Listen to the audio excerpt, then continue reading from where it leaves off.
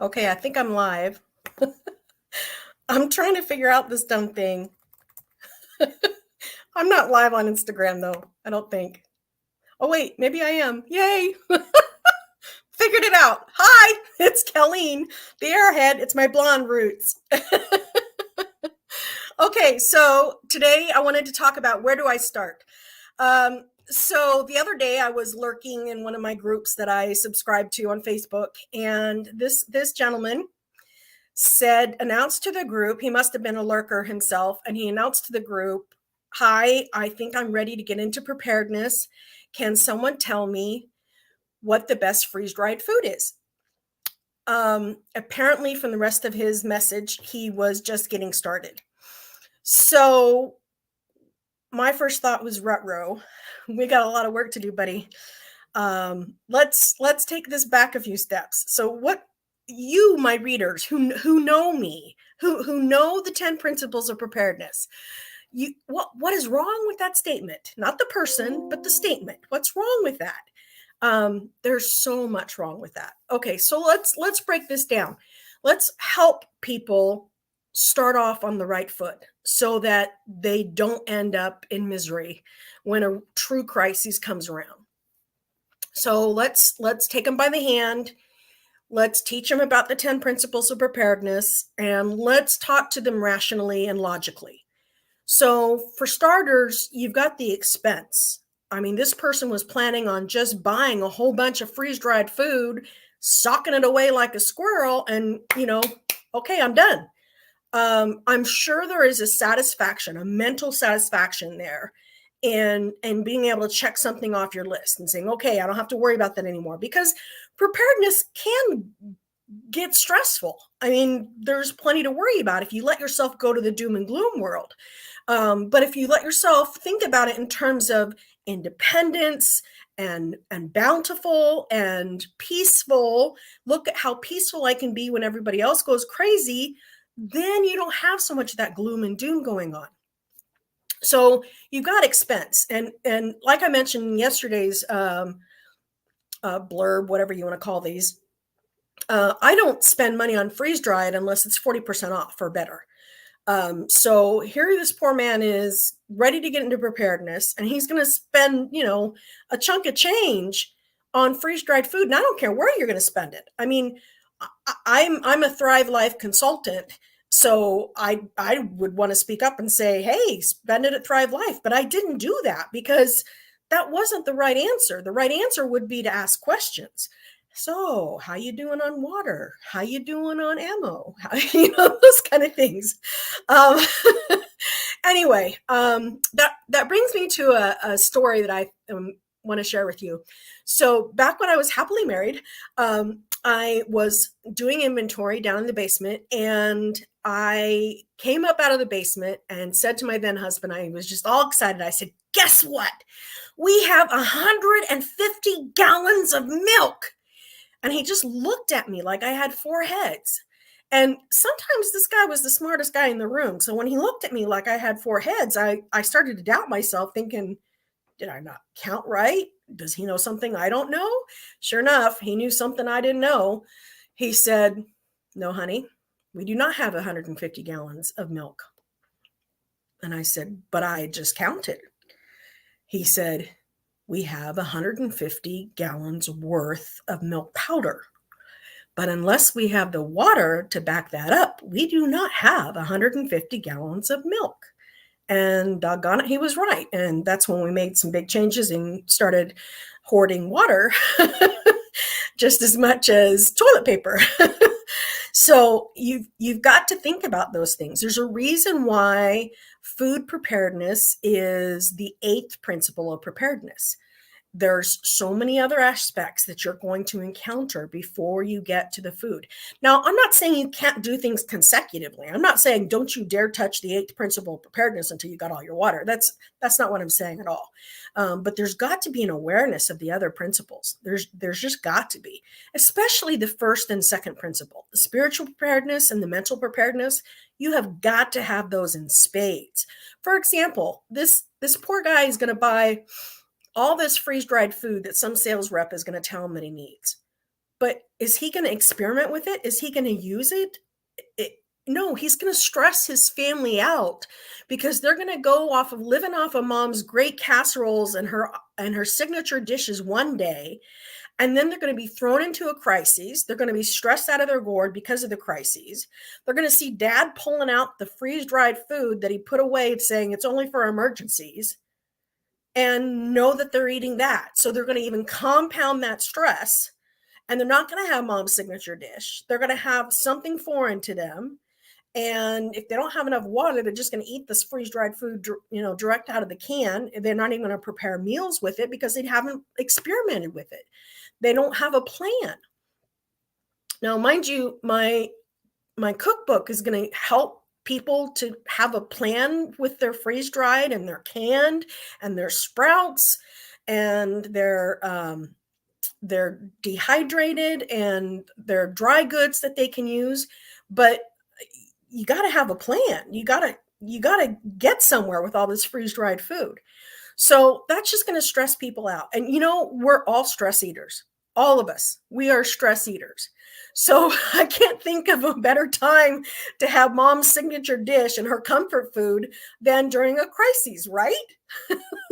So you better plan on that. You better plan on comfort food during a crisis. So whatever is your ideal comfort dish, figure out how to make it from shelf-stable ingredients and make sure that you got that in your pantry in spades. I always tell people have 12 what am I trying to say? Yep, my blonde roots are kicking in again. I think it's called menopause. I don't know. Have the recipe conjured up 12 times. So if I need a box of Uncle Ben's converted bran rice, I need 12 of those. If I need a can of canned spinach, I want 12 of those. So I always suggest people have 30 recipes and they get that recipe 12 times. So that's how they stock up their order, etc. Yes, somebody says menopause brain fog is real. It is. It's totally real. Okay, so that's one of my suggestions. And that way you're feeding your family familiar foods that aren't going to freak them out, foods that are not foreign to them. I mean, if you've ever been to a restaurant that you've never been to before and it's an international type of restaurant, it feels a little disjointed even there, and you're in a first world country. And that just doesn't feel right. You can't wait to go back home and have your Doritos, right? Okay, so that's another problem with this man's strategy. And again, he just needs to be educated and he just needs to be helped out. There really shouldn't be, and I'm not trying to cause any ripples here, but there really shouldn't be a food storage mentality. We're not squirrels. I keep saying that. We're not squirrels. We need to simply store more of what we're already eating. There are very few dishes, and I know because I've been doing them in my cookbook, there are very few dishes that I can't convert into shelf-stable recipes. Sorry, lobster thermidor is out. I can't do that. I can't do fried chicken either, unfortunately, because once you can the chicken on the bone, it gets so tender, it just falls right off the bone. And so, I mean, you can fry the chicken after, you've pressure canned it, and it's going to be tender, but it's not going to be like the fried chicken you're planning on. So there's just some things you can't do shelf stable, but sorry, you guys are missing out on that lobster thermidor. I'm sorry. I'm a failure. I know. It's terrible. Anyway, all right. So he's going through the expense. He's going through the foreign aspect of it. He's also, how do I say this? He's also missing the point of preparedness. It's not a destination. It's not a series of check marks. I mean, sure, you want to itemize your 96-hour kit. Did you catch that, by the way? It's a 96-hour kit, not a 72-hour kit. 96 is the new 72-hour, okay? If you look at history over the last 10 years and look at the responders' response time, it's 96 hours, not 72. So think about that. Update your 72-hour kits or your bug out bags or whatever. Make sure you've got enough for 96 hours instead of 72. So he needs to contemplate the whole picture of preparedness. Mindset. It's a mindset that's so critical. That mental preparedness is principle number 2 for a reason. It's a heart set. That spiritual preparedness is number 1 for a reason. You've got to have your values in place. You've got to have your compass pointing to true north. You've got to have that in place. Otherwise, you're going to be the one that's going to resort to cannibalism, or you're going to be the one who's going to say, I'll just get me a gun and find me a Mormon. I mean, true north just went out the window with that one, right? It's definitely got to be a mindset. The mindset is I need to provide for my loved ones. I need to provide for myself. I need to be self-sufficient. And that's a beautiful, freeing, bountiful mindset. It eliminates garbage in your food. It takes control over your pocketbook instead of being the victim of the inflation that's going on around us. It lets you no longer be a victim to, the crime that's out there. It's very, very freeing. And it is a mindset. It's definitely a mindset. I can't stress that enough. That's the point of preparedness, is that self-sufficiency, that self-reliance. And I'm not talking about being a hermit and a loner. I'm not talking about us all turning into Rambos. Believe me, you don't want to see me in those shirts anyway.